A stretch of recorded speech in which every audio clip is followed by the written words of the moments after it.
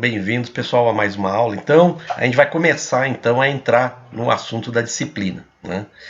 Na aula passada a gente deu um panorama geral de como que vai ser, né, a disciplina, os assuntos que a gente vai falar.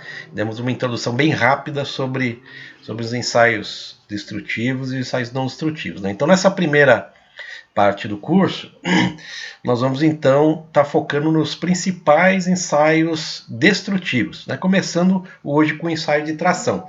Vocês vão ver que é bastante simples. O ensaio de tração é de longe, é o mais utilizado para conhecer as características mecânicas dos materiais, né? É bem simples, bem tranquilo, e vai ser legal a gente recordar alguns conceitos básicos, né, de tecnologia de materiais e de resistência dos materiais, né, porque o ensaio em si vocês vão ver que é muito simples, né, e aí quando a gente estiver vendo o ensaio prático, né? Então o Instituto Federal ele já adquiriu uma máquina de tração, então nós temos lá no campus já uma máquina de tração bem bacana.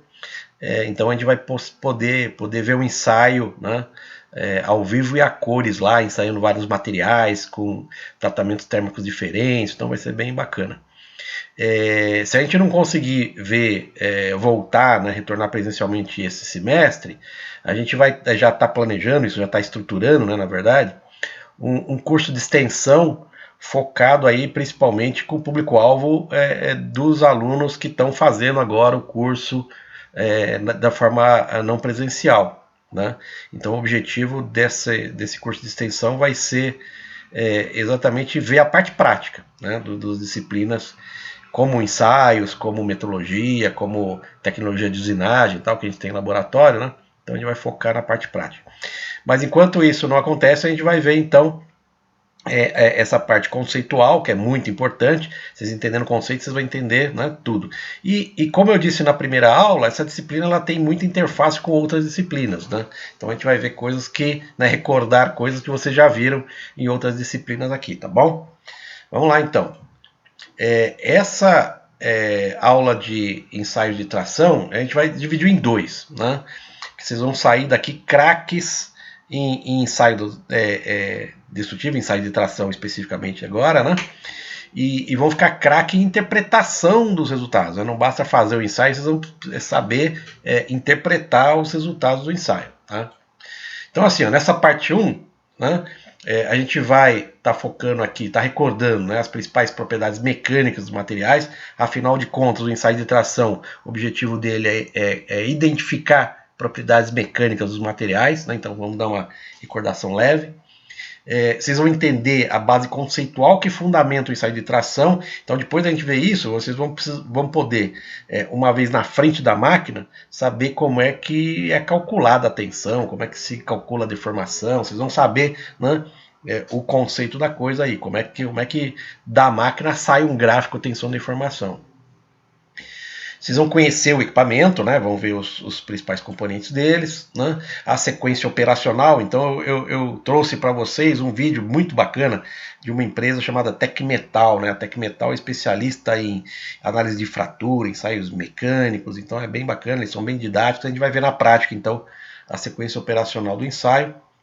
E vamos conhecer, deixar com vocês como referência as normas internacionais sobre ensaio de tração. Na parte 2, que vai ser na próxima aula, né, nós vamos entrar especificamente na interpretação da curva tensão-deformação. Então tem um monte de características mecânicas do material que a gente vai conseguir identificar através dessa curva tensão-deformação.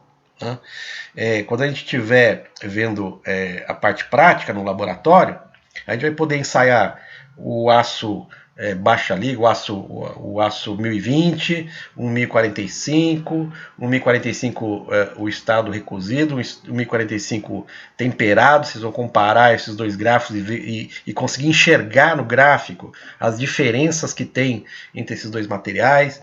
A gente vai ensaiar um corpo de prova de alumínio, então vai ser bem bacana que vocês vão ver na prática como é que as curvas de tensão de informações são diferentes mesmo, né? E vão conseguir entender isso. Vocês vão reconhecer, então, nesse gráfico tensão de deformação, as informações sobre várias coisas importantíssimas, né? Que é como módulo de elasticidade, limite de escoamento, limite de resistência, de ruptura, de utilidade, tenacidade, tudo isso a gente vai conseguir enxergar no gráfico de tensão de deformação. Vocês já tiveram resistência dos materiais 1, certo? Acho que vocês já tiveram, com certeza vocês já tiveram isso. Então vocês vão relembrar, né, várias dessas coisas aqui que vocês utilizaram lá na disciplina resistência dos materiais para calcular a capacidade dos elementos resistir aos esforços ali, né? A gente vai reconhecer as deformações elásticas e plásticas, vocês já viram em resistência de materiais também isso, né? Vão reconhecer então também comportamento dúctil e frágil, né?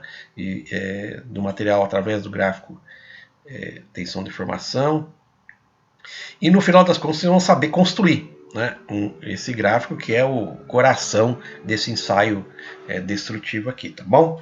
Então vamos lá começar, né? Então hoje nós vamos falar sobre basicamente 6 subtópicos aqui, tá? De para que servem os ensaios até a sequência operacional, né? Então iniciando, né, para que serve no final das contas o ensaio mecânico? Assim, intuitivamente a gente sabe para que serve isso, né? A gente já, né, não é de hoje que a gente, né, conhece, né, o que é o ensaio mecânico. Mas vamos aprofundar um pouco mais esse entendimento seus, né? Então olha só, gente, eu coloquei 2 figurinhas que elas ilustram bem o que eu quero passar para vocês, né? Quem anda de bike, né, conhece muito bem a diferença entre essas 2 bicicletas aqui, ó, né?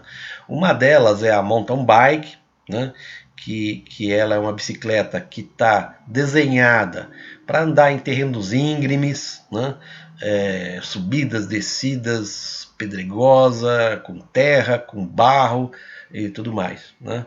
O objetivo dela é ultrapassar obstáculos, né? E tem outro tipo de bicicleta, que é um outro tipo de exercício, um outro tipo de ciclista, né? Que é a bicicleta chamada speed, né? Que o nome já diz, é velocidade, speed é velocidade em inglês, né? Que é uma bicicleta que ela é construída, né, para aquelas pessoas que querem exercitar exatamente isso, velocidade, né? Então, diferentemente da mountain bike, a pista da bicicleta speed, ela tem que ser muito lisa, né? Um asfalto, tudo mais, né? Então, assim, são 2 coisas que exigem até esforços diferentes do ciclista, né? Essa bicicleta, exatamente por essa condição, né, de uso dela, ela tem que ser uma bicicleta bastante robusta, né? Ela tem que estar preparada para amortecer choques, né? Porque o ciclista aqui vai estar pulando a todo momento, vai estar um terreno íngreme, né? Então ela tem amortecedores, às vezes é na roda dianteira, às vezes é na dianteira e na traseira, né? Ela tem pneus largos, né? Porque tem maior aderência à superfície aqui dos terrenos, né? O ciclista ele fica numa posição um pouco mais erguida do que o ciclista aqui na speed, né? Porque aqui eu não tenho velocidade, né? O objetivo dessa não é velocidade, né? Diferentemente da speed, né? Então, para ter maior velocidade, o ciclista tem que estar numa posição mais aerodinâmica, né? Na bicicleta speed, né? E essa bicicleta ela tem um tipo de conjunto que ela consegue ter um torque maior, né? Quer dizer, como tem subidas, né? Subidas geralmente nesse tipo de terreno, então a bicicleta ela tem que ter um engrenamento, né? Um sistema de marchas aqui que possibilite ela a pegar terrenos muito íngremes aqui, né? A bicicleta speed é completamente diferente, né? Ela tem pneus finos, né? Exatamente para ter menor atrito com o solo, né? Ela não tem a preocupação de amortecedores, porque o terreno normalmente as pistas são lisas, né? Como eu já falei, ela tem um tipo de guidão aqui que possibilita o ciclista ficar mais encurvado, né? Quando ele está pedalando, né? E essa é uma bicicleta que ela é mais pesada, né? Então, para quem já dirigiu, pilotou, né? Para quem já pedalou, sabe que essa bicicleta aqui ela é mais pesada do que essa. Ou seja, o ciclista aqui ele faz mais esforço para a bicicleta atingir maior velocidade, Então são construções completamente diferentes do mesmo tipo de produto, né? Que as duas são bicicletas. Né? Por que eu estou falando isso? Né? Da mesma forma que o projeto, que o desenho, né, das bicicletas são diferentes, os materiais que são escolhidos para a composição das bicicletas também são diferentes. Né? Como eu disse, essa bicicleta aqui, o objetivo dela é ser robusta, né? Ela vai sofrer impactos bem grandes, né, no seu uso. Essa bicicleta, o objetivo dela principal é ser leve, né? Porque ela tem que ter para facilitar, para pegar a maior velocidade e tal. Então os materiais aqui, né, certamente são diferentes dessa outra bicicleta aqui. Né? Então olha só, na engenharia de materiais, né, os materiais de engenharia são selecionados primariamente com base nas propriedades mecânicas, que vão atender a projetos diferentes e a condições de serviços diferentes. Então por isso que eu falei que nesse exemplo aqui, o mesmo produto, que tem condições de serviço diferentes, eles vão ter configurações diferentes e vão ter materiais diferentes com propriedades mecânicas diferentes também, que atendam a essas especificações e essas condições de serviço. Né? Eu digo primariamente porque, além de propriedade mecânica, às vezes os materiais eles são selecionados por outras características, como inoxidabilidade, por exemplo, né, como o ambiente que vai ser aplicado, né, alguma coisa metalográfica também que vai ser importante. Né, então tem outros fatores além de propriedade mecânica. Mas a condição primária, né, para me selecionar o material é atender às solicitações mecânicas que o produto final vai ser sujeito aí. Né? Então, olha só, para responder a essa questão, né, para ter materiais adequados ao projeto e às condições de serviço, um monte de coisa eu tenho que pensar. Né? Será que o material tem que ser resistente ou ele tem que ser tenaz? O que é tenacidade? Né? O que é tenaz? Os componentes, né, para aquele conjunto que ele vai montado, ele precisa ser mais duro ou menos duro? Né? Ele precisa ser mais dútil ou menos dútil? Né? Então vocês vejam, propriedades mecânicas dos materiais, depende da aplicação, vai ter que ser completamente diferente. Né? Ele vai ser submetido a cargas lentas ou vai ser submetido a cargas súbitas, né? Impactos. Né? Então ele vai ser cargas aplicadas de uma maneira lenta ou vai ter impacto? Né? Ele está sujeito a condições corrosivas ou abrasivas, né? Vai ser utilizado aqui temperatura, abaixo temperatura ambiente. Então são várias as questões, né, que vão estar sendo colocadas para mim saber, né, qual que é o material mais adequado. Né? Aí uma vez conhecidas, né, as propriedades requisitos e condições de uso, a gente pode fazer preliminarmente então a seleção do material. Né? Agora, para fazer essa seleção, eu tenho que conhecer o que é básico, ou seja, as propriedades mecânicas que são obtidas a partir dos ensaios mecânicos destrutivos. Né? Então, os ensaios mecânicos destrutivos, né, eles dão um panorama inicial, né, de propriedades básicas dos materiais que vai permitir eu escolher qual que é o material mais adequado para aquelas minhas condições de uso para o meu projeto ali. Ó. Beleza? Então isso é bem importante, né? Quando a gente está falando de mecânica. A mecânica é o tripé, né? Material, projeto e viabilização, né? E manufatura, né? E produção do produto. Né? Então, nesse tripé, o material é um dos alicerces aí da mecânica.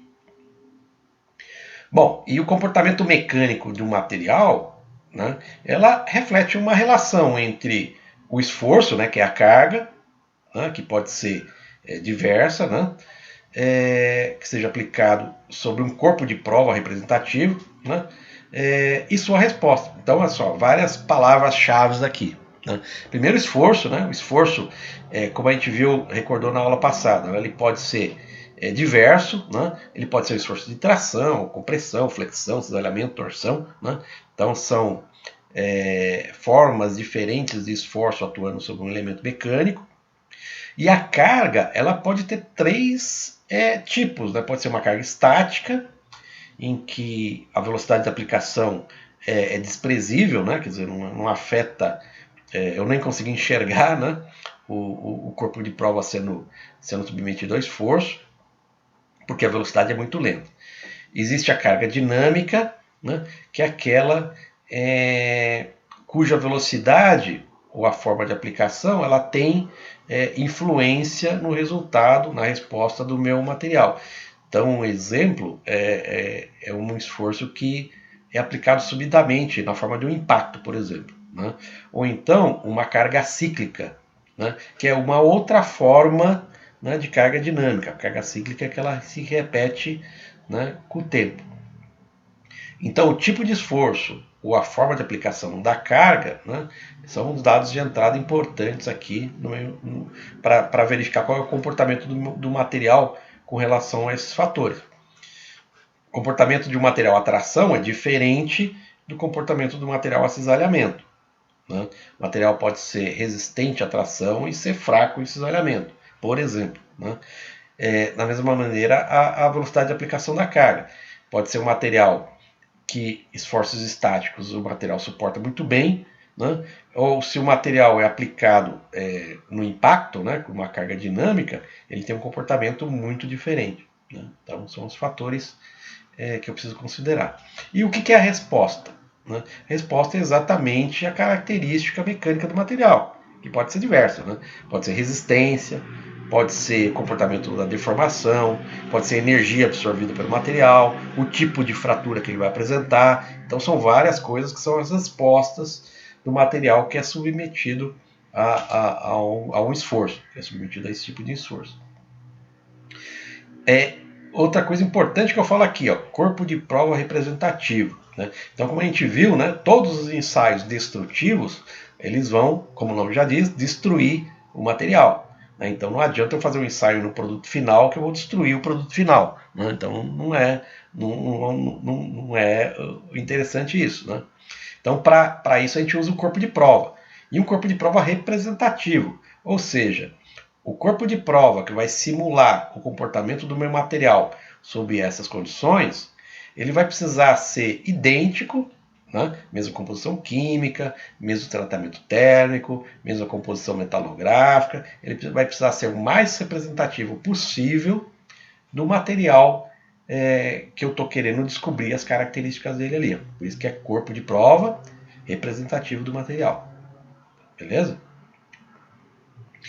Legal. Então, assim, ó, se eu preciso, então, como resultado do ensaio mecânico, eu vou ter umas respostas relacionadas ao comportamento do material, então eu preciso conhecer as principais propriedades mecânicas dos materiais, que vocês já viram, com certeza, em tecnologia dos materiais. Tá? Então, vamos estar dando uma recordação aqui para vocês, tá bom? A gente vai falar sobre resistência mecânica, ou seja, propriedades mecânicas dos materiais. Então pode ser resistência mecânica, resistência deformação, regime de deformação, pode ser elástico plástico, dutilidade, tenacidade, dureza, resiliência, resistência à fadiga, características específicas como usinabilidade, estampabilidade, fluência, são outras coisas, dependendo do que eu tiver interesse de conhecer o comportamento do material. Né? Grande parte dessas propriedades mecânicas são identificáveis através então do ensaio de tração. Vamos ver como é que a gente consegue fazer isso. Tá bom? Eu quero entrar mais em detalhes sobre algumas dessas propriedades principais. Né? Primeiro, a resistência mecânica, que é basicamente a capacidade do material de resistir aos esforços mecânicos aplicados então a esse componente mecânico. E a gente já viu lá em resistência dos materiais que existem 5 formas diferentes de aplicação dos esforços, né? Tração, compressão, torção, flexão, cisalhamento. Então, dependendo da direção dos esforços, a direção e o sentido dos esforços, o material vai estar sofrendo, entre aspas, de uma maneira diferente. Esses esforços vão estar provocando uma reação interna no material diferente, que são as tensões internas. Tensões internas são tensões de reação aos esforços externos aplicados no elemento. Isso aqui a gente viu lá em resistência dos materiais. Outra característica importante dos materiais está relacionada ao regime de deformação. né? Então vocês estão lembrados quais são os dois regimes de deformação que existem, gente? Vamos ver se como é que vocês estão aí de memória. É o elástico e o plástico. Exatamente, é isso aí, boa. Né? Então são os dois tipos de regimes de deformação. A deformação elástica é não permanente, né? Reversível. Então, uma vez cessado o esforço, a tendência é o material retornar à mesma a configuração existente anteriormente. Né? Deformação elástica. E como mostra aqui essa figurinha, né? E a deformação plástica ela é permanente, irreversível. Né? Então, mesmo que eu pare de aplicar o esforço, né? A peça vai ter a deformação residual aí. Tá? Então, isso aqui é muito importante, a gente consegue enxergar isso no gráfico tensão-deformação. Outra característica do material é a dutilidade. Vocês lembram o que é dutilidade, gente? A que está associada a dutilidade? Vamos lá, dou-lhe uma. Dureza? Dureza é uma outra característica que a gente vai falar também. É o material mais flexível, né, professor? Material mais flexível, tá chegando lá, né? A dutilidade, né, é uma propriedade que está associada à deformação, ao grau de deformação permanente, né, que o material tem, né? Até o momento da sua ruptura. Né? Então, o que significa isso? Né? Alguns materiais, né, eles, antes de fraturar, né, eles vão deformar bastante. Né? Um exemplo, né, bem típico disso é o ouro. Né? O ouro, você veja aqui, não sei, acho que nessa figura dá para ver, né?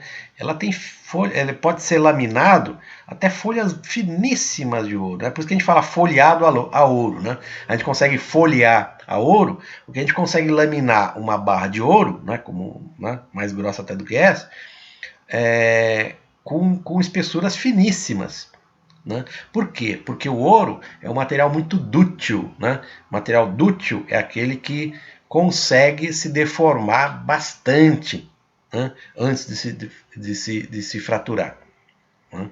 Diferentemente do vidro, né, por exemplo. Né? O vidro, se eu aplico um esforço no vidro, ele, mesmo quase sem apresentar deformação nenhuma, ele já vai fraturar. Né? Então o material, o vidro, por exemplo, é um material pouco dútil ou frágil. Né? Então um material que tem pouca dutilidade é conhecido como material frágil. Né? O material que consegue se deformar bastante, né, até ele se romper é chamado de material dúctil. Né? Então essa é uma outra propriedade muito importante dos materiais aí. Uma outra característica, que esse aqui é mais difícil, esse aqui essa outra propriedade que eu vou falar, ela não é tão intuitiva assim, né? Que é a tenacidade. Né? Tenacidade, gente, né? Essa foto aqui eu gosto dela porque ela ilustra bem, né? Fica bem na memória o objetivo da tenacidade. Está relacionado à energia, gente. Né? Então, tenacidade é capacidade de um material que é deformado permanentemente, né, absorver energia antes da fratura. Né? Então aqui eu até citei na aula passada, né, todos os carros quando eles são projetados, todos, um carro novo, né, ele é submetido ao crash test, né, ao teste de colisão. Né? O objetivo dele é saber se a carroceria do carro vai conseguir, uma vez chocando contra um obstáculo rígido, se ela vai conseguir absorver energia, né, desse choque de tal maneira a prejudicar, a magoar o menos possível o piloto aqui, ó. Né? O objetivo é que o piloto não morra. Né?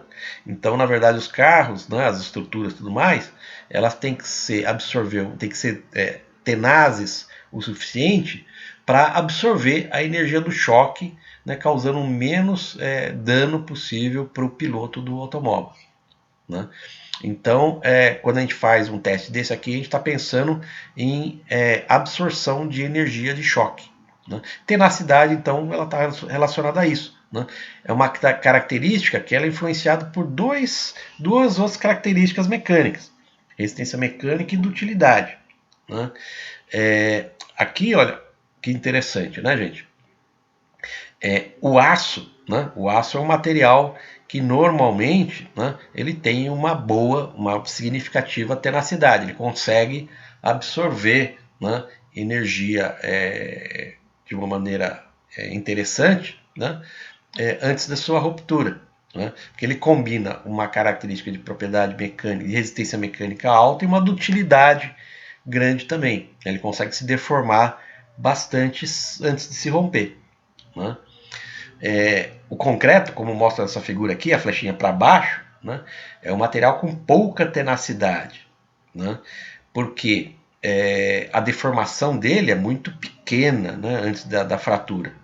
Né. Ele pode até ter uma resistência mecânica grande, né, resistência à compressão, no caso aqui do pilar de concreto, mas ele tem uma deformação muitíssimo pequena antes de fraturar. Né? Então, ele acaba tendo a energia que ele é capaz de absorver antes de romper é muito pequena. Tá?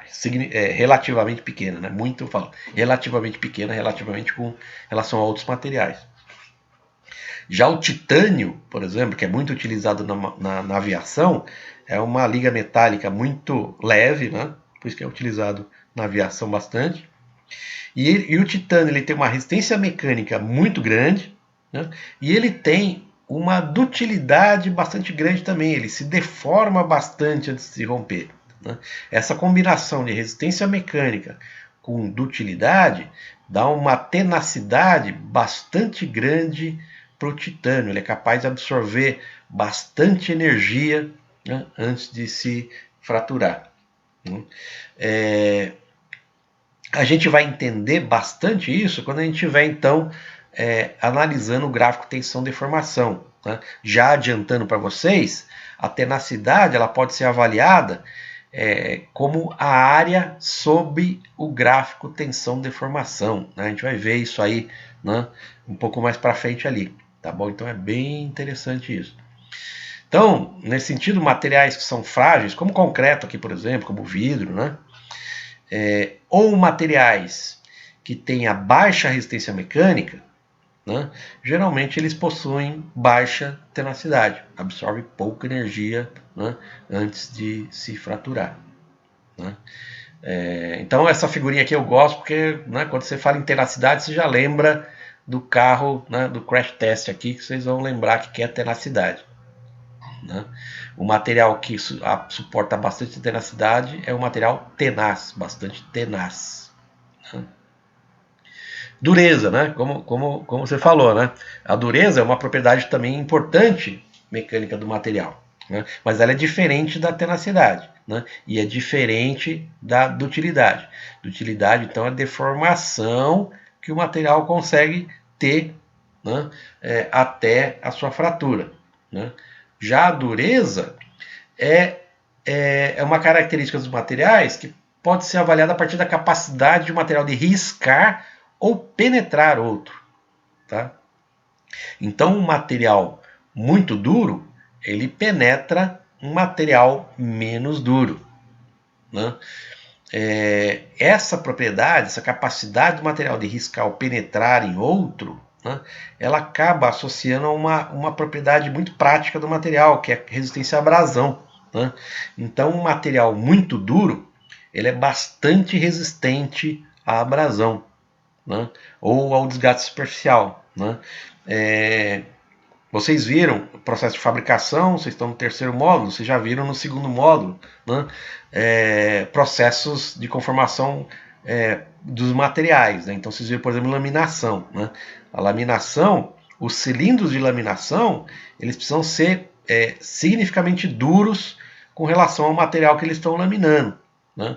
Porque eles precisam ser bastante resistentes ao desgaste, né? Porque eles vão laminar muitas e muitas centenas de toneladas de material aqui, né? Então eles precisam resistir à abrasão provocada pelo processo de laminação. Então os materiais laminadores normalmente eles são endurecidos superficialmente, né, por tratamentos térmicos tal, e tudo mais. Eles vão ter uma dureza, né, então bastante grande com relação ao material que eles estão laminando. Na natureza, o material mais duro que se conhece é o diamante, né? O diamante é um material feito de carbono, né? É muito comprimido, né? Então as moléculas elas estão muito próximas e muito fortemente ligadas umas às outras. Então o diamante é o material na natureza mais duro conhecido. E o menos duro é o talco, né? O talco, a gente conhece muito o talco em pó, né? Mas o talco ele é encontrado como um minério, né? E ele é muito facilmente riscável, né? Então facilmente, por isso que ele vira aquele pozinho que a gente conhece aí no dia a dia do talco, né? Beleza? Então, né, vocês vejam, propriedades bastante diferentes, né? Então, a resistência mecânica, é imprescindível a gente conhecer a resistência mecânica para poder calcular, né, o quanto os elementos mecânicos podem aguentar, né, de esforço, né, cabo de aço e qualquer outro componente mecânico, né. O regime de deformação é importante, e vocês vão lembrar na resistência dos materiais, né, quando eu estou fazendo um projeto, eu não quero que o meu componente se deforme. Né? Eu estou projetando um eixo, né? Eu não quero que durante o funcionamento do eixo do carro, né, ele apresente deformação plástica. Né? Então todo o trabalho de dimensionamento é feito em cima da zona elástica do material. Por isso que é importante eu conhecer, né, os diversos materiais, qual que é a região em que o material vai ter um comportamento elástico, né? Porque na prática, no meu projeto, é esse valor, né, essa faixa de deformação que eu quero que os meus materiais tenham, né, que estejam na fase elástica. Né? A dutilidade também é outra característica muito importante, saber quando que os materiais, se eles têm comportamento dútil ou têm comportamento frágil. Né? No projeto, mesma coisa, eu quero fugir, né, do comportamento frágil do material. Né? Por que isso? Porque se eu estou projetando um equipamento,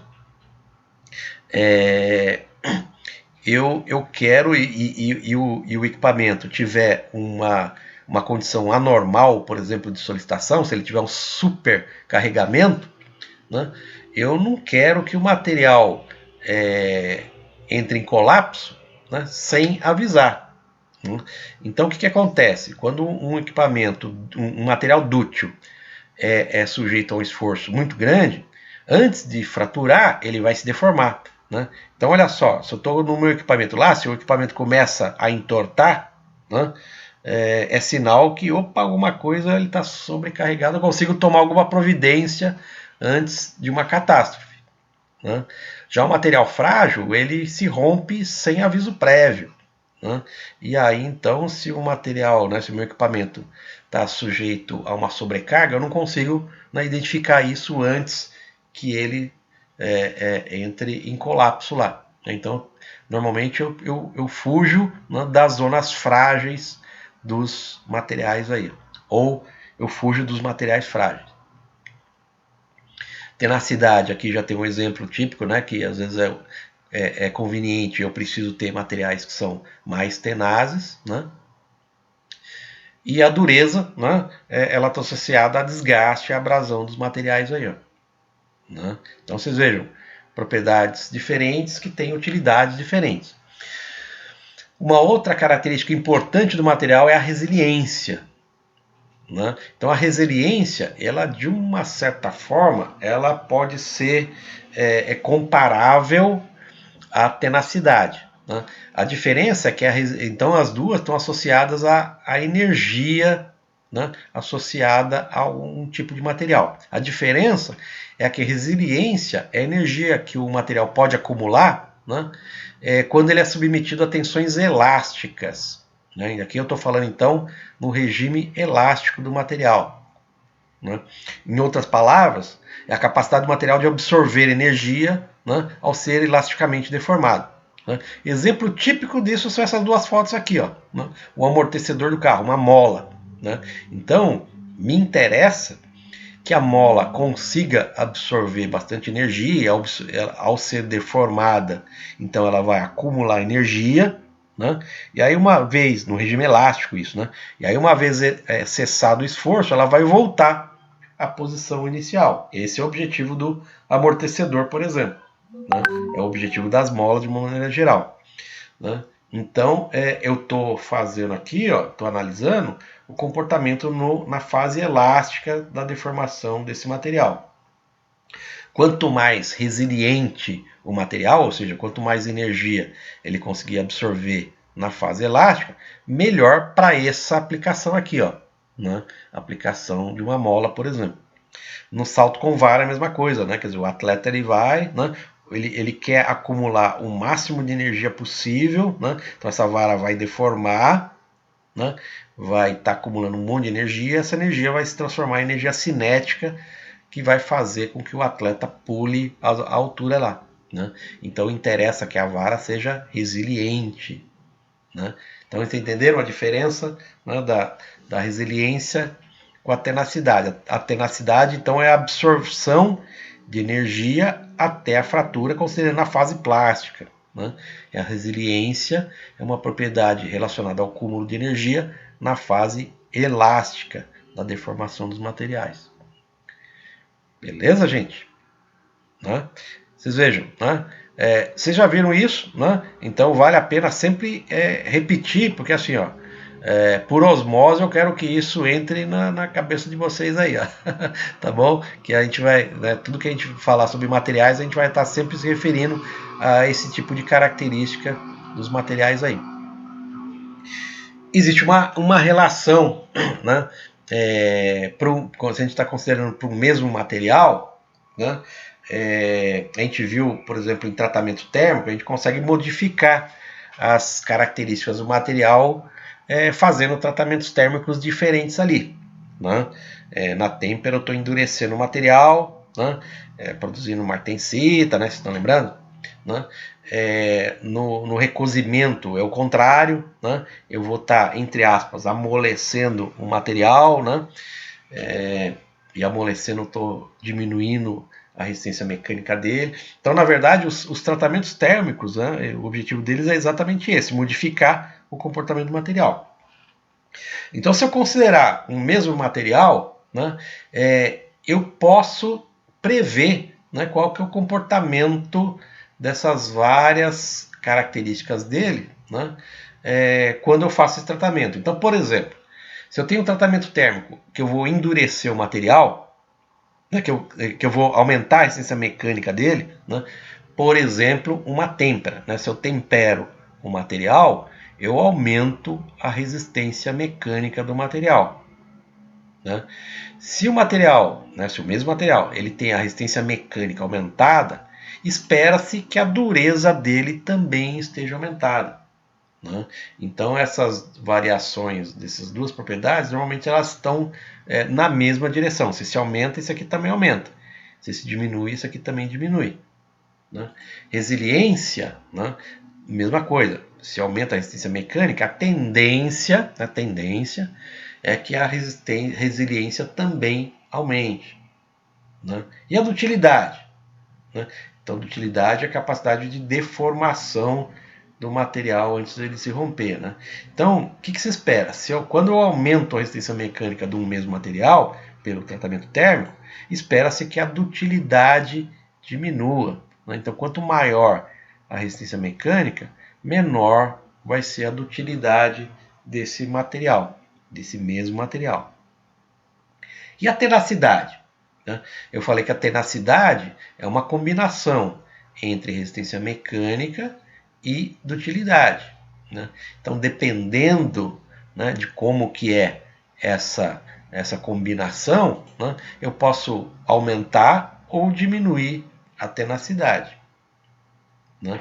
Então, aqui é bacana, né? Eu vou adiantar para vocês, né? O gráfico tensão-deformação, né? Num eixo eu tenho a tensão interna que o material tá sofrendo ali, né? E no outro eixo, né, eu tenho a deformação específica. Depois a gente vai falar mais em detalhes sobre isso. Né? E aqui eu tenho dois comportamentos de material. Um deles, que está em vermelho, eu vou elevando a tensão que o material vai estar resistindo, né, até o seu valor máximo, até o ponto B', que vai ser o ponto de ruptura dele. Né? Esse ponto A até o C' vai ser a deformação que esse material vai estar tendo até a sua ruptura ali. Ó, né?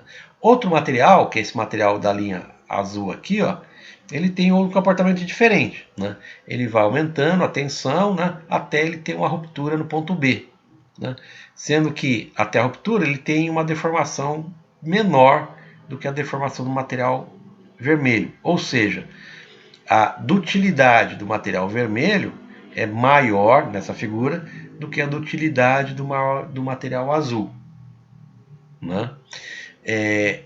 A tenacidade ela é avaliada como a área embaixo do gráfico tensão-deformação. Então, como aqui a área do material em vermelho é maior do que a área do material azul, eu falo que a tenacidade, eu sei, né, olhando o gráfico, que a tenacidade do material vermelho é maior do que a tenacidade do material azul aqui. Ó, tá? Numa outra situação, né? Se eu faço um tratamento térmico e abaixo a resistência mecânica do material, então se eu faço um recozimento, por exemplo, né, espera-se que a dureza diminua também, né, o material vai ficar mais mole, entre aspas. Espera-se que a resiliência, né, também diminua, né, que a energia absorvida na fase elástica. Né. A dutilidade, pelo contrário, né, ela tende a aumentar. Então, se eu diminuo a resistência mecânica, né, o material vai conseguir se deformar mais. Né, então, a dutilidade aumenta. E a tenacidade também é a mesma coisa, né, depende da combinação entre resistência mecânica e dutilidade, ele vai poder aumentar ou diminuir aqui. Ó. Né? Deu para perceber, gente, essa correlação que existe entre as diversas propriedades aqui, ó?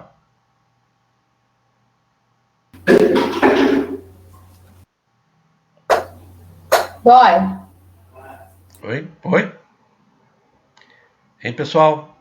Deu para compreender aqui? Foi Sim, muito professor. rápido? Oh, professor, só uma perguntinha assim. Ali no gráfico, são submetidos dois materiais ao mesmo tempo? Como Não, é que... eu coloquei, colocado aqui no mesmo gráfico, né? Mas são dois materiais submetidos ao ensaio de tração em momentos diferentes. Né? Primeiro eu ensaiei o material vermelho, e aí do material vermelho, né, obteve essa curva aqui. Ó. Aí depois eu ensaiei outro material, né, material azul, numa outra, né, um outro ensaio, e ele vai ter esse material, esse comportamento aqui. Então são ensaios feitos em, né, momentos diferentes ali. Né? Não sei se foi essa. Tá. Foi essa beleza. É isso aí. Mas a gente vai entrar mais em detalhes. Vocês vão sair daqui, ó. Depois dessas duas aulas, vocês vão sair craques nesse gráfico aqui, ó. Tá? Se já não forem, né? Vocês já viram isso aqui. Vocês já viram isso aqui em outras disciplinas, não viram? Sim. Já viram, né? Então nós vamos estar recordando e vocês vão ter que sair necessariamente craques disso. Bom, então vamos ver, né, as características básicas, né, do ensaio de tração ali. Ó. Vocês vão ver que é muito tranquilo, muito simplesinho. Né? O ensaio de tração ele consiste na aplicação então, de uma força de tração axial, né, no sentido do eixo, aí, né, do comprimento do eixo. Né? Então, força axial é no sentido do comprimento do corpo de prova. Promovendo uma deformação do material na direção do esforço, né, que tende a alongá-lo até a sua fratura. Essa aqui, então, é a conceituação do esforço de tração. Né? E com ele eu consigo, então, verificar, né, identificar várias propriedades mecânicas. Limite de resistência à tração, limite de escoamento, né, e se eu encontro o limite de escoamento, eu consigo identificar a transição entre a zona elástica e a zona plástica. Eu consigo saber, então, a deformação do material, a deformação específica. Eu consigo identificar então a estricção. A estricção é a redução de área, né? A gente vai ver no ensaio o que significa isso. Eu consigo, né, através desse ensaio, identificar qual é o módulo de elasticidade, né? Ela está associada então à resiliência do material, o quanto de energia ele consegue absorver e devolver após cessar do esforço. É também chamada de rigidez elástica. E eu consigo então identificar a tenacidade, que é a área sob o gráfico tensão-deformação. Então tudo isso aqui eu consigo identificar facilmente através então do gráfico tensão-deformação. Na aula que vem a gente vai entrar, né, recordar essa parte aqui. E olha só, gente, muito fácil, né? Então essa aqui é a cara, né, da máquina de tração universal, né? Essa máquina de tração universal, ela vai ser composta do seguinte, né? Então olha só, ela tem duas garras, né? Então a garra superior e a garra inferior, como mostra aqui essa figura, né? O corpo de prova ele vai ser posicionado entre as garras, então eu vou prender, né, o corpo de prova em cima e embaixo aqui, ó, né? Eu vou ter aqui nessa posição uma célula de carga, né? A célula de carga é um componente eletrônico, né, que vai me permitir, através, né, do deslocamento que eu tenho aqui, da força que vai ter sido aplicada aqui, ó, né, ela vai me mandar um sinal para um monitor, né, que é um computador, né, que ele vai conseguir avaliar qual que é a força que está sendo aplicada. Então a célula de carga, né, ela consegue sentir, né, o esforço, converter isso em impulso elétrico e vai então me dar qual é a magnitude da força que está sendo aplicada ali, ó, né? Tem a travessa móvel, na verdade o que vai movimentar, né, para cima e para baixo é essa travessa móvel. Então eu tenho comandos hidráulicos ou pneumáticos aqui da minha máquina de tração, né, que vão me fazer isso aqui suspender ou abaixar, né? É com isso que eu vou controlar o esforço que vai estar sendo aplicado nesse corpo de prova aqui, ó, né? Então vocês vejam, é bem simplesinho o jeito de funcionar essa máquina aqui, né? Máquina de tração universal, né? Ela é bem fácil, né?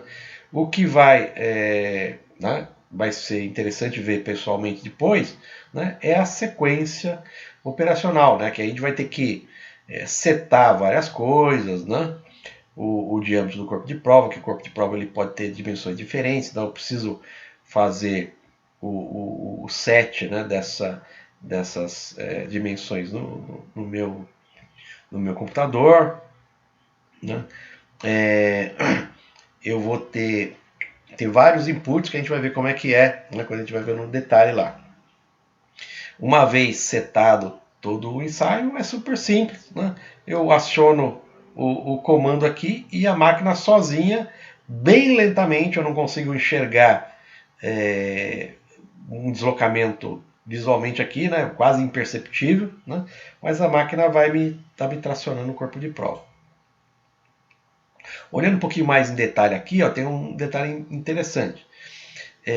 Existe aqui um dispositivo, né, que esse dispositivo, o objetivo dele é verificar o quanto esse corpo de prova está se alongando, né, à medida que eu vou estar submetendo o corpo de prova à tração, né? Então, eu posiciono então o corpo de prova entre essas garras, né, prendo embaixo, prendo em cima, né,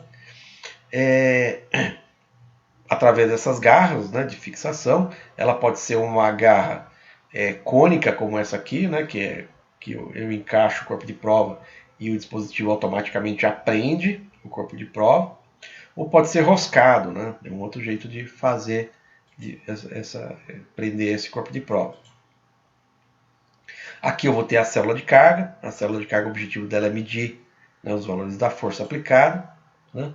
E aqui, ó, esse dispositivo que vai enxergar né, o alongamento do corpo de prova, enquanto eu aplico a tensão, é o chamado extensômetro. Né? Então, o extensômetro ele mede a deformação ocorrida desde o início do ensaio até a ruptura, né, do corpo de prova. Eu falo aqui até a ruptura do corpo de prova, né, mas na prática, né, o que acontece é que eu retiro o extensômetro antes que o corpo de prova se rompa, né? Porque senão o extensômetro vai cair no chão, vai danificar, né? E a ruptura é súbita também, né? Então pode dar um impacto no extensômetro. Então eu nunca realizo o ensaio, né, até a ruptura com o extensômetro posicionado. Eu sempre tiro o extensômetro antes da ruptura do corpo de prova. A gente vai ver como isso é feito ali. Ó. Bom, eu falei bastante corpo de prova, né? Corpo de prova, na verdade, ele é padronizado, né? Então existem normas, né, que falam qual deve ser o tamanho, né, e as características geométricas, como é que ele deve ser usinado, né? Para que eu possa estar comparando os resultados do ensaio entre os diferentes materiais ali. Ó. Então, sempre que eu vou ensaiar um material, eu tenho que olhar na norma, né, específica, né, do material, né, qual tem que ser o corpo de prova, né, que eu vou utilizar, né, para me poder comparar os resultados entre si ali. Né. Então tem diversos geometrias e dimensões de corpo de prova possível aqui. Ó, né. Essas três figuras aqui, elas mostram um corpo de prova para aplicação geral. Esse aqui é o mais utilizado, né? É um corpo de prova cilíndrico, né? Em que eu tenho uma região que é chamada de cabeça, né? que é a parte do corpo de prova que vai prender nas garras, né? Eu tenho uma parte que é a parte útil, né? É aqui que vai acontecer a restrição, a redução de área, vocês vão ver o que é isso, né? E é que eu vou estar medindo o quanto o corpo de prova vai estar se alongando durante o ensaio. Nessa parte útil, o corpo de prova ele tem uma seção mais fina, né, do que a cabeça aqui. Ó, né? Exatamente para me assegurar que a ruptura vai acontecer aqui, não em outro lugar do corpo de prova. É aqui que eu vou estar tendo a ruptura do meu corpo de prova. Então é isso. Né? Eu posso ter outros tipos de corpo de prova. Eu posso ter corpo de prova na forma de chapa, por exemplo, né? Que tem esse perfil. Né? Essa aqui é a seção transversal. Via de regra é a mesma coisa. Né? Eu tenho uma parte que é presa nas garras, tem uma parte útil. Né? E eu posso ter também produtos, existem alguns produtos que eu testo ele inteiriço. Né? Fios, por exemplo, e arame. Né? São pequenos demais para me fazer corpo de prova. Né? Então eu testo ele integralmente aqui. Ó. E as normas, né, de fios e arames, elas já consideram que os resultados que elas mostram ali são resultados ensaiados com corpo de prova integral aqui. Ó. Tá? Aqui para vocês terem uma ideia das dimensões. Né? Então, essa daqui é um corpo de prova padrão, né? São as dimensões de corpo de prova padrão. No comprimento útil é normalmente meia polegada, né, de espessura. Né? Aqui na parte dessa seção reduzida, né, que foge da cabeça aqui, são 2 polegadas e 1/4, comprimento útil 2 polegadas. Então esse aqui é um corpo de prova padrão. Né? Um corpo de prova desse aqui que a gente vai, né, ensaiar na nossa máquina de tração universal ali. Né? Essas dimensões a gente encontra então nas normas. Né? Eu vou mostrar para vocês mais para frente, como referência, as normas que falam sobre várias coisas, entre elas a dimensão dos corpos de prova. Aí. Olha só que coisa interessante, gente. Né? Quando a gente estiver fazendo um ensaio, tem basicamente 3 momentos, né, visíveis nesse ensaio. Né? Então, na primeira, né, quando começa o ensaio, né, não enxergo nada, na verdade eu tenho o corpo de prova preso, né, entre a garra fixa e a garra móvel aqui. Ó. E aí eu inicio, né, a aplicação do meu esforço aqui, né? Então a grade superior começa a se elevar e ela se elevando começa a puxar esse corpo de prova. Esse é o primeiro momento.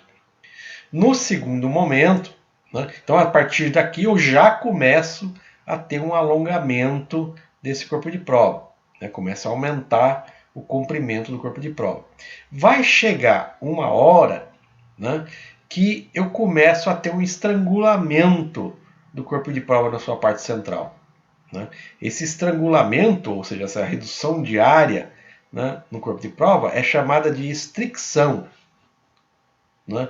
Então, quando o corpo de prova começa a apresentar estricção, significa que ele chegou na sua máxima resistência à tração aqui, ó, né? Então, uma coisa interessante, quando a gente perceber que acontece a estricção, a gente vai perceber no gráfico que ele está no seu ponto máximo ali, ó, de tensão. Esse aqui é o segundo momento visível no ensaio. E o terceiro momento, né, visível é a ruptura. E aí, subitamente, né, chega um momento que o corpo não aguenta mais, ele vai arrebentar dessa forma. Tá?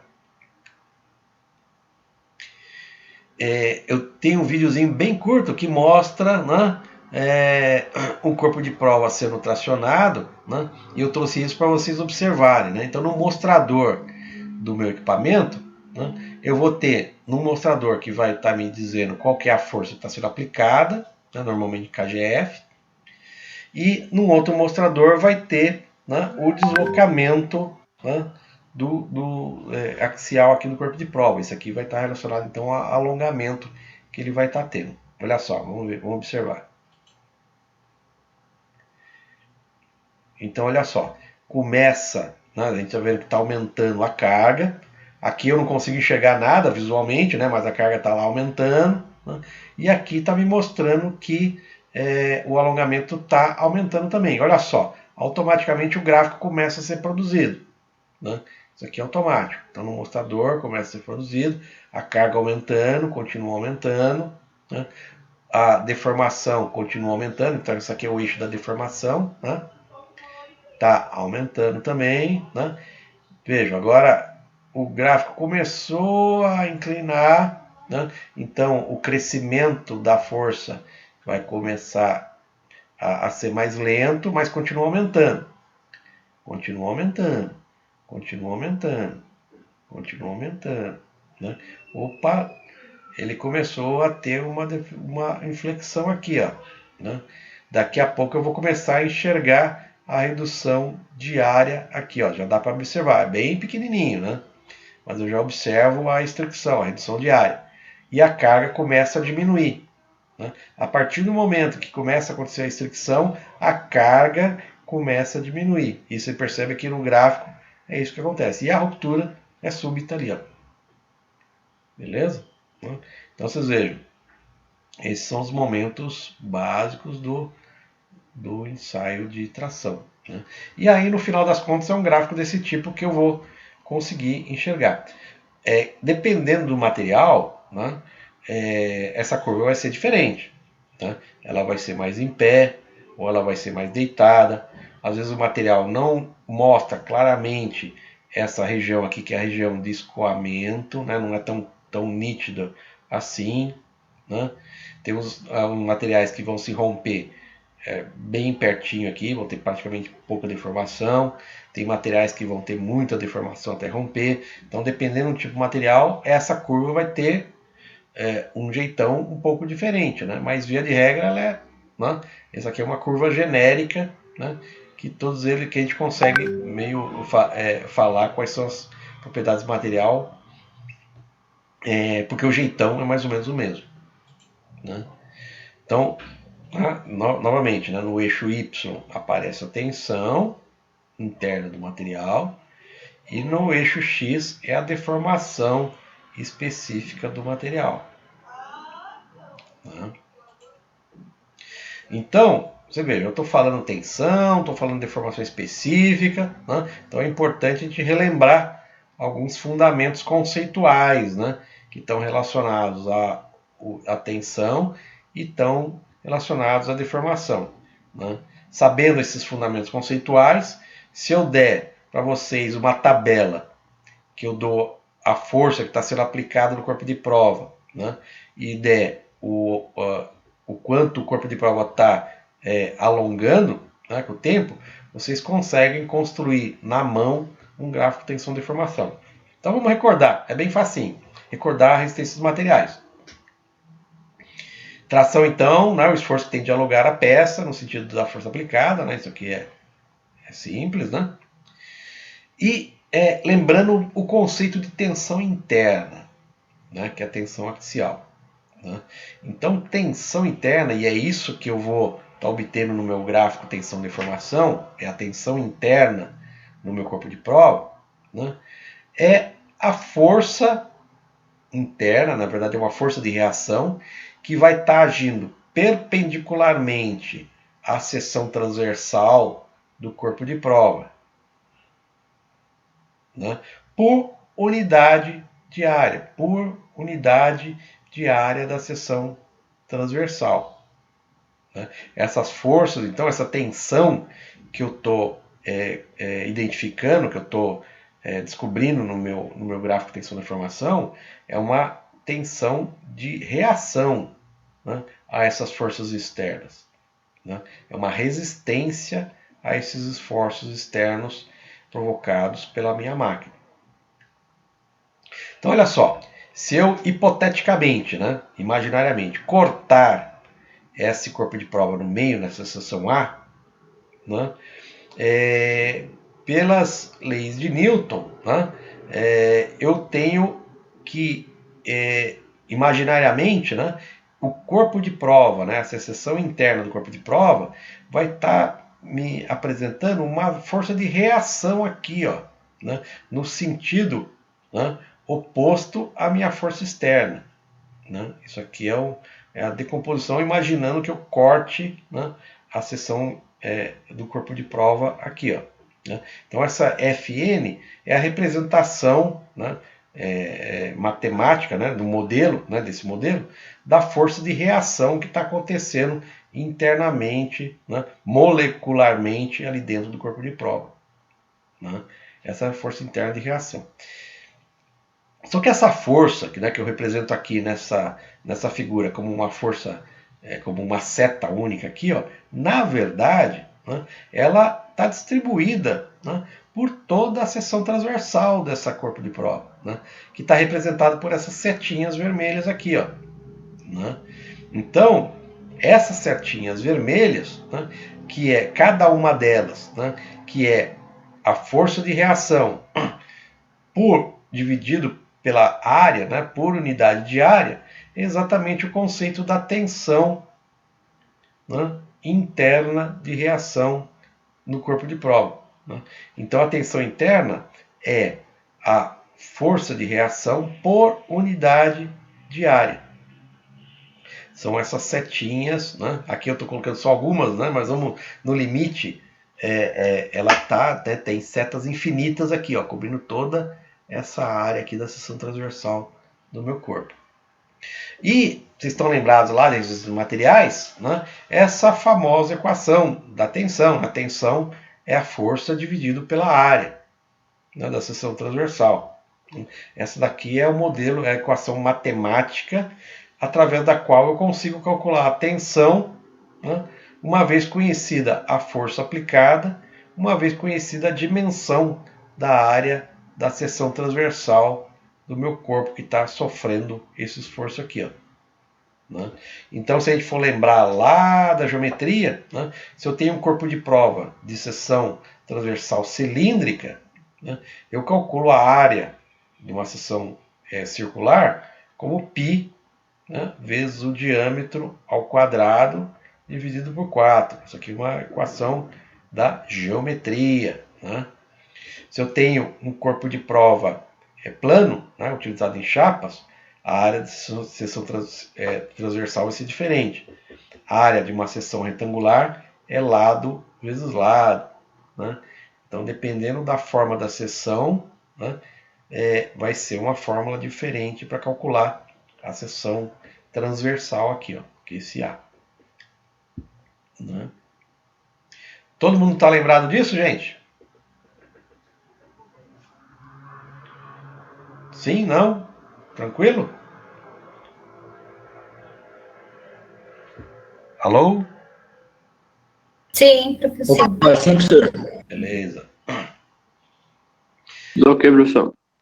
Legal, gente. Então vamos recordar um pouquinho que vocês vão ver em qualquer tabela de propriedade mecânica dos materiais, uma unidade que é a unidade que eu vou mostrar para vocês, que é a mais aplicada na mecânica, né?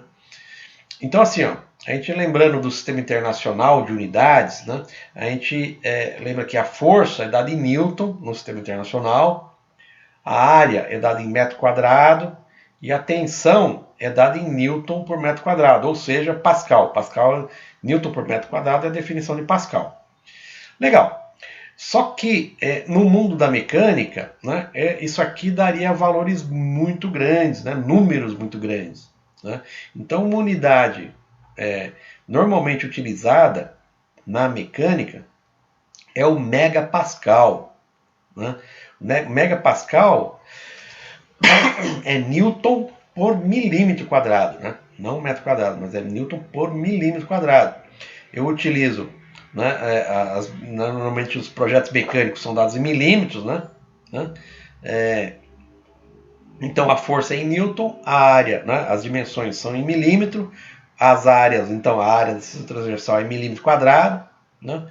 E a tensão então é Newton por milímetro quadrado ou megapascal. Então nas tabelas que eu vou achar de propriedade mecânica do material, normalmente é dado em megapascal. Às vezes é dado em kgf também, por milímetro quadrado. Né? Mas é mais comum eu encontrar em megapascal as tabelas. Lembrando que megapascal é 10 elevado a sexta pascal. Né? Então isso aqui só para lembrar vocês aqui.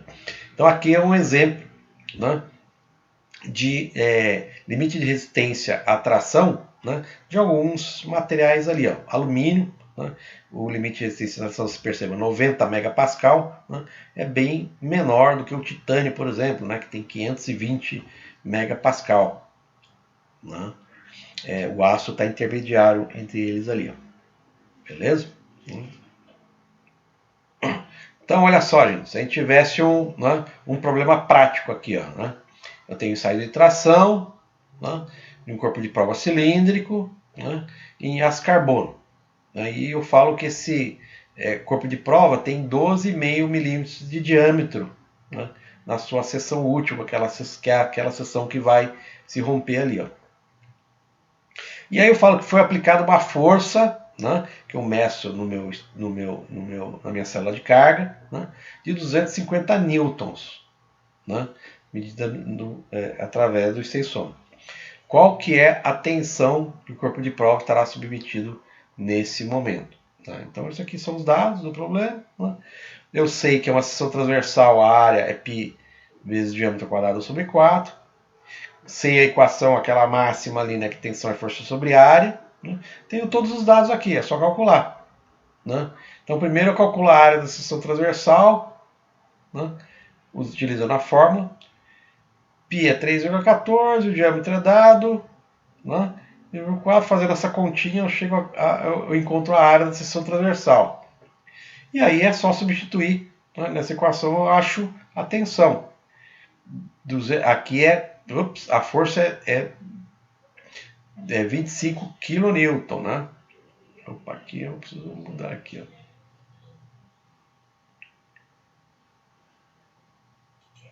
ó. Ops, é 25 mil newtons. Deixa eu só corrigir aqui, ó.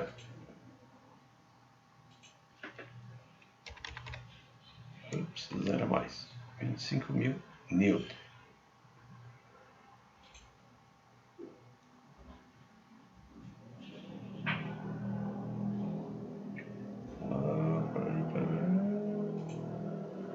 Tá.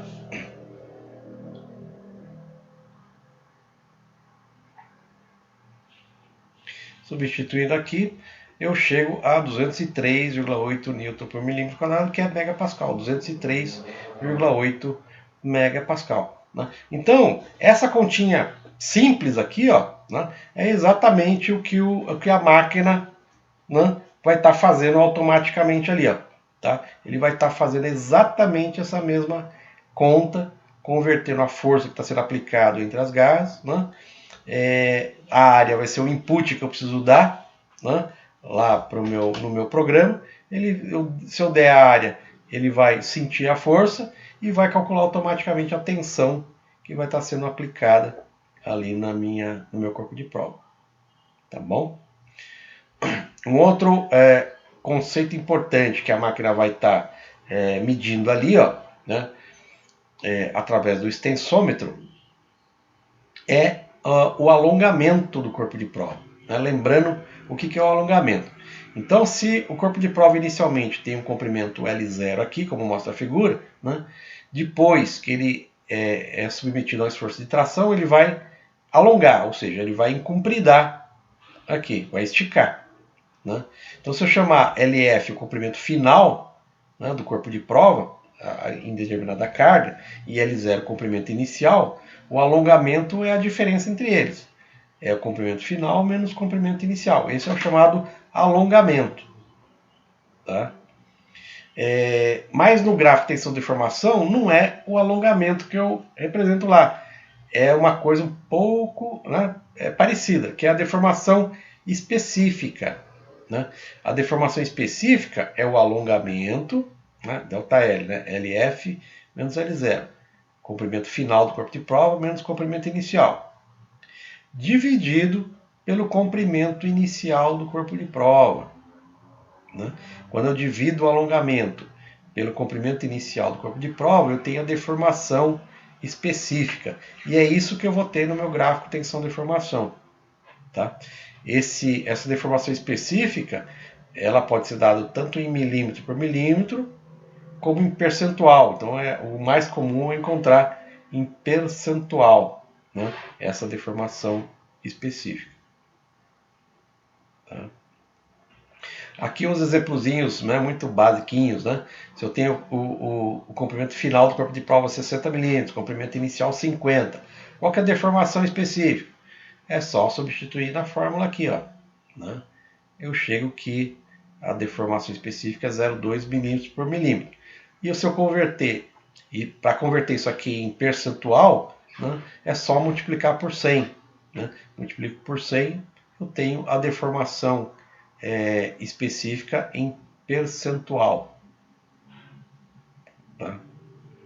Mesma coisa, um exercício simples, né, fazendo a mesma lógica. Né? Se eu quero achar a deformação específica, é só substituir os valores, tá? Depois multiplicar por 100, eu chego na deformação específica percentual. Tranquilo, gente? Facinho, né? Se alguém tiver alguma dúvida, é só gritar aí, tá bom, gente?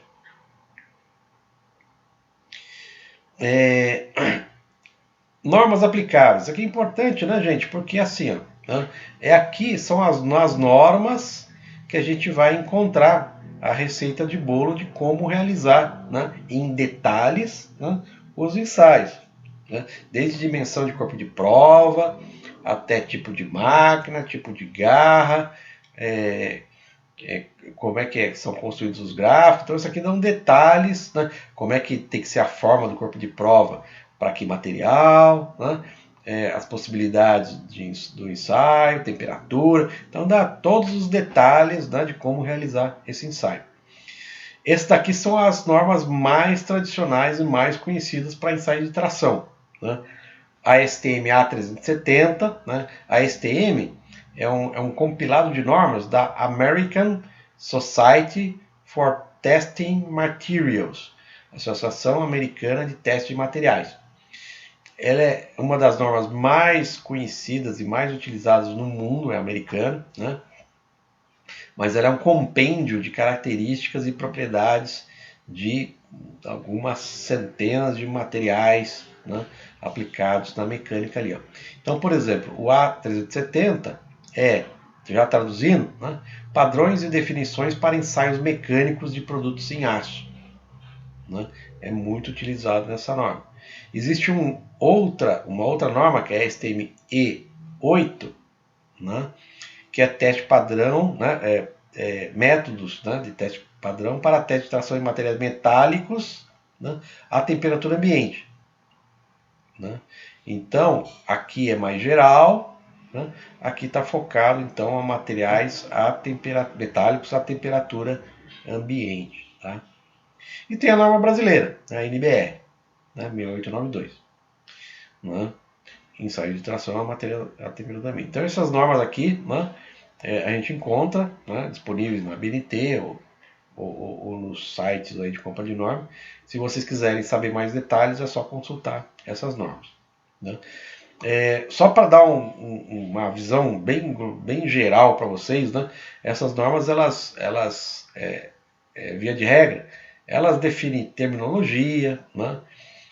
Falam sobre a representatividade do ensaio, como é que eu asseguro isso, né? Da onde eu tiro o corpo de prova para de diferentes tipos de produto. Né? Ele me fala detalhes sobre os dispositivos de ensaio possíveis, suas variações. Né? Fala sobre corpo de prova, né? Tipo, dimensão, da onde eu retiro o corpo de prova. E dão detalhes, né, do procedimento de ensaio, bem detalhado mesmo, desde preparação do equipamento, medição de corpo de prova, zeragem do equipamento, como eu fixo o corpo de prova, tem vários jeitos diferentes de fixar, sobre a velocidade de teste, por aí vai. Né? Quer dizer, então isso aqui, né, a norma ela dá a receita de bolo de como realizar os ensaios no detalhe. Né? Só para ter uma ideia, essa aqui é uma das tabelas da STM E8, que dá as dimensões de corpo de prova, né? Os vários tipos, né, possíveis de corpo de prova, suas diversas dimensões, tal. Então, se eu quero preparar um corpo de prova, usinar, né, é só olhar essa tabela, né, da norma, eu já sei qual é a dimensão que eu preciso usinar meu corpo de prova. Tá? E agora, gente, né, para finalizar, né, um vídeo, né, bem interessante. Esse vídeo tem 15 minutos, né, mas ele dá toda a sequência operacional, né, é como se a gente estivesse lá no laboratório, então, fazendo. Vocês vão ver aqui no vídeo, né, oportunamente a gente vai poder botar a mão na massa e vocês mesmos estar realizando os ensaios aí, tá bom? Dá o crédito aí à Tecmetal, né, que é a empresa excelente, né, que preparou esses vídeos aqui, né? Então, dado o devido crédito a eles aí, tá bom? Vamos assistir aqui.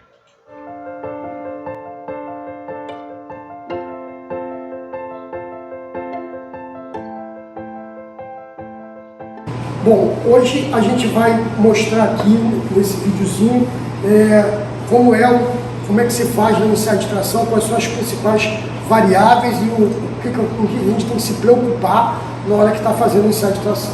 Essa aqui atrás é a nossa máquina de tração, uma máquina de 20 toneladas de capacidade.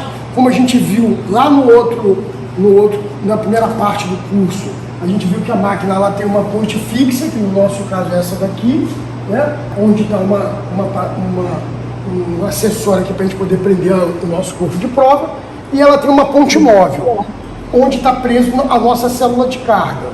Né? A célula de carga, na verdade, ela mede a força com que o corpo de prova vai estar resistindo ao movimento da ponte, da ponte móvel, que se movimenta com velocidade constante.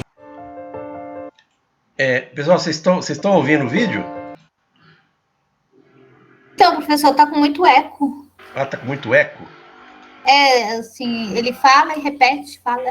Ah, fala e repete. Fala e repete. Deixa eu ver como é que eu posso...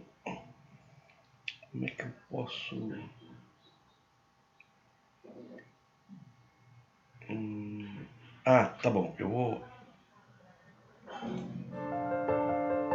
Cilíndrico, né?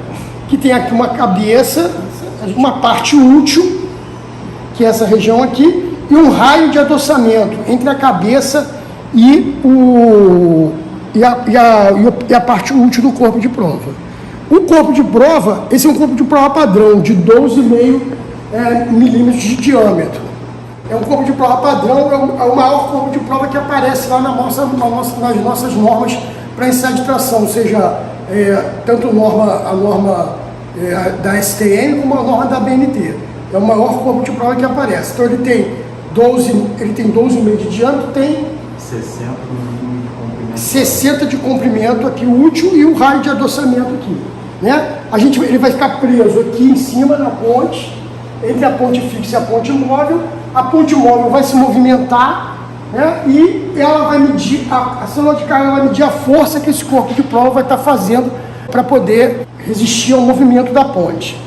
Nós vamos estar mostrando lá no gráfico, a gente vai estar mostrando a relação entre a força que o corpo de prova está fazendo com o deslocamento da nossa ponte, que vai estar sendo medido direto no corpo de prova, na verdade, com o uso de um extensômetro. Melhorou, gente? Nosso amiguinho aqui, ó, tá vendo? Com o uso de um extensômetro que vai estar preso aqui. Aqui do lado a gente tem o André, que é o nosso técnico aqui do laboratório de tração, que vai montar para a gente aqui o corpo de prova.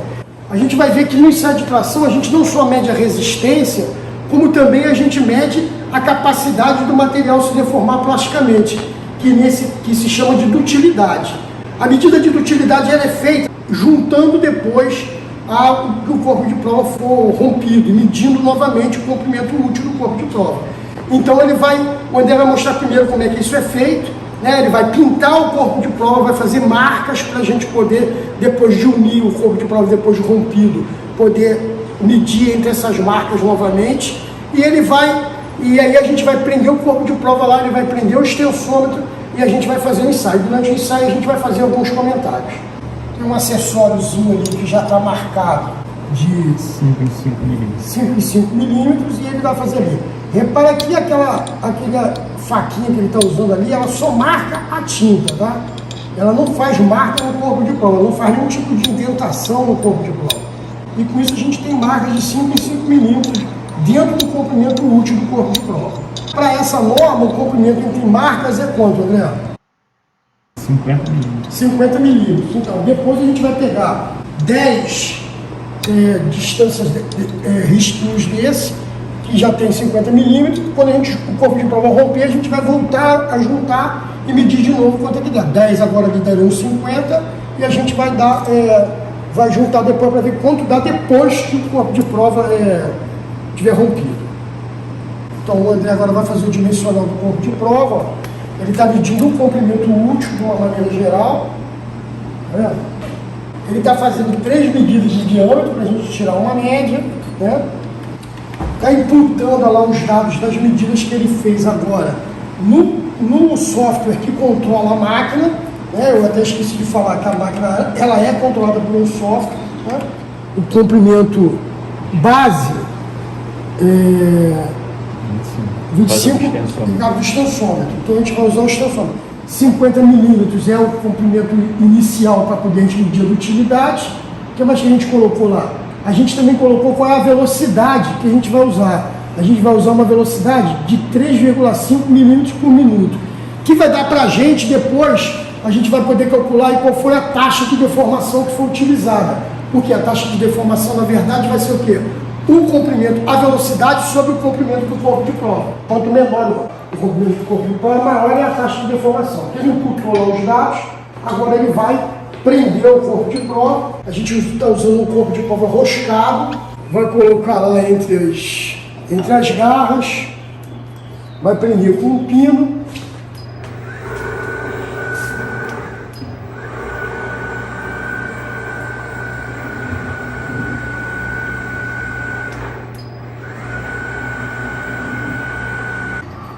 O corpo de prova está preso, repara que o pino está soltinho, né? Ou seja, não estamos fazendo nenhum tipo de tensão no corpo de prova. O André agora vai colocar lá está tirando ali a folga para ficar certinho, para na hora que a gente começar o ensaio ter exatamente, né? Não ter ali um arraste, uma folga da garra.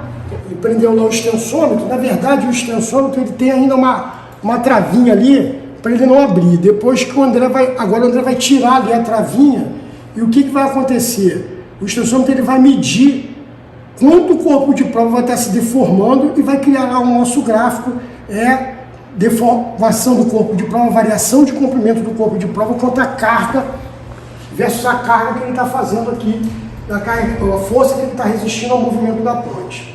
O André está zerando tudo lá.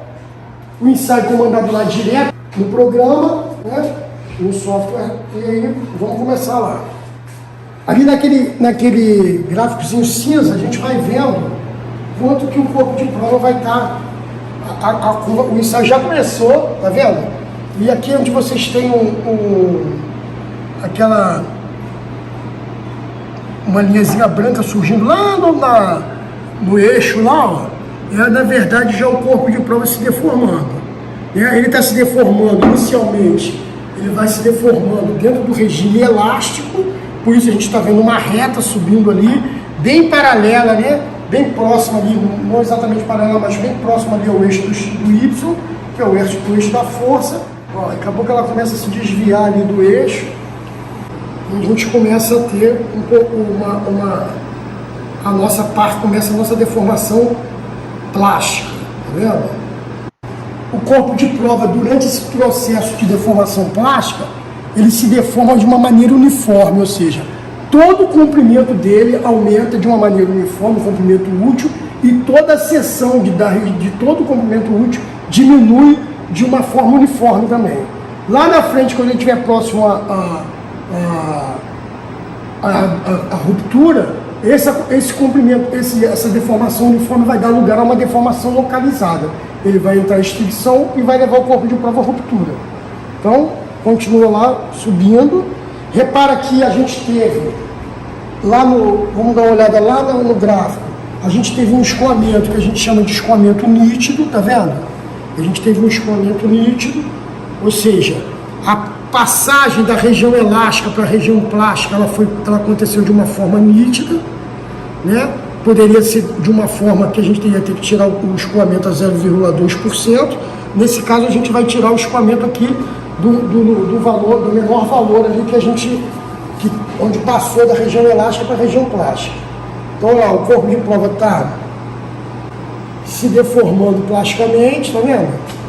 Está se deformando plasticamente, ainda mantendo uma deformação uniforme. Nesse ensaio, a gente não vai levar o corpo de prova até a ruptura. Por quê? Não vai levar até a ruptura com a presença do extensômetro, porque senão a gente corre o risco de quebrar o extensômetro. Porque na hora que o corpo de prova romper aqui, acaba caindo o extensômetro fora. E aí a gente corre o risco de quebrar. Então, o sistema está programado para quando a gente tiver em torno de 5% de queda da força, quando a gente tiver em torno de 5% de queda da força, a máquina vai desligar, vai dar uma pausa para a gente poder retirar o extensômetro e depois continuar e quebrar o corpo de prova. Mas quando ele tiver com esse 5% de queda, a gente já vai conseguir ver alguma coisa da localização da deformação. Tá? Então vamos continuar lá olhando, o ensaio está crescendo, ainda está subindo, então repara que durante essa região, durante a deformação plástica, à medida que o corpo de prova vai sendo deformado aqui, ele vai oferecendo mais resistência à deformação. Por quê? O que está acontecendo? Está acontecendo, na verdade, o que a gente já comentou lá, que é o encolamento, que é o aumento da resistência à deformação com a própria deformação. Quanto mais ele se deforma, mais ele oferece resistência. A resistência já está ficando, o encolamento já não está mais tão forte, né? Foi mais forte no início, agora já está menor, e daqui a pouco ele ainda está se deformando de uma maneira uniforme. Quando começar a cair a carga ali no gráfico, ele vai começar a se deformar de uma maneira localizada. E aí a gente vai depois parar o ensaio e vai tentar ver onde está essa localização da deformação. A carga começou a cair já um pouquinho, tá vendo? Isso significa que o corpo de prova está começando a localizar a deformação. Né? Equipamento parado para retirar o extensômetro. Tá vendo? Então o André, a carga já caiu, o André vai tirar o extensômetro e a gente vai ver que, olha aqui, já dá para ver aqui que o corpo de prova localizou a deformação nessa região aqui, ó, tá vendo? Onde está meu dedo aqui, ó. Tá vendo? Ele já começou a localizar a deformação, tá vendo? Ele está carregado ainda e já começou a localizar a deformação, ou seja, até esse momento aqui, um momentinho atrás, ele estava deformando tudo isso daqui de uma forma uniforme, reduzindo a seção de uma maneira uniforme. Agora ele já está localizando a deformação. E quando ele localiza a deformação, significa que a nossa carga vai cair ali até o corpo de prova e para a ruptura. Você vai comandar aqui agora. Então, vai lá, Luiz, filma lá. Ele vai romper, o corpo de prova agora vai romper, ele vai mostrar ali a localização da deformação, né? A deformação está se localizando cada vez mais localizada, tá vendo? Agora é como se a gente tivesse um micro corpo de prova naquela região, que vai se deformando e a deformação na outra região para, na verdade. Tá? A deformação na outra região para. Olha lá, está bem localizado, gostando bem como está sendo localizada a deformação. E, olha lá, rompeu o corpo de prova.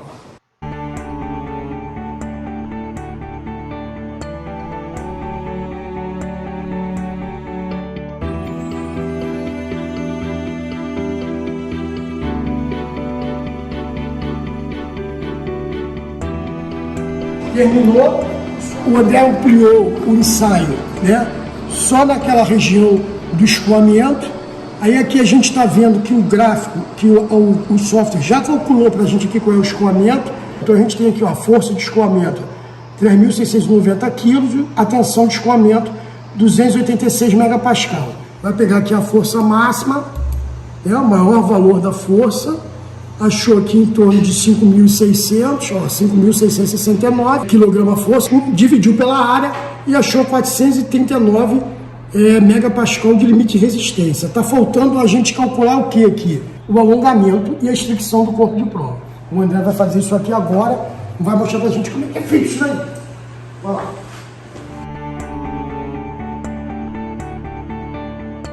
Lembra que a gente marcou o corpo de prova com nós fizemos aquelas marquinhas no corpo de prova lá, em cima daquela tinta que o André colocou. Então nós tínhamos 10 marquinhas, davam 50 milímetros. Ele vai usar essa base, né, esse comprimento base de 50 milímetros, e vai juntar ali o corpo de prova e vai medir novamente. Essa é a forma que a norma diz que a gente tem que calcular lá o alongamento, ou seja, a utilidade do corpo de prova. Então o André tirou lá.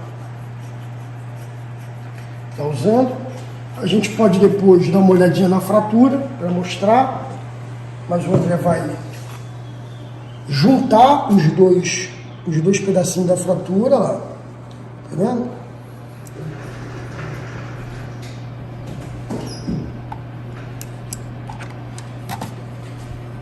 E agora ele vai medir, ele vai pegar as 10 marcaçõezinhas dele e vai medir. O corpo de prova rompeu bem no meio, para ajudar a gente aqui na aula, né? Então ele vai medir as 10 e vai ver que os 50 se transformaram lá em 67,85.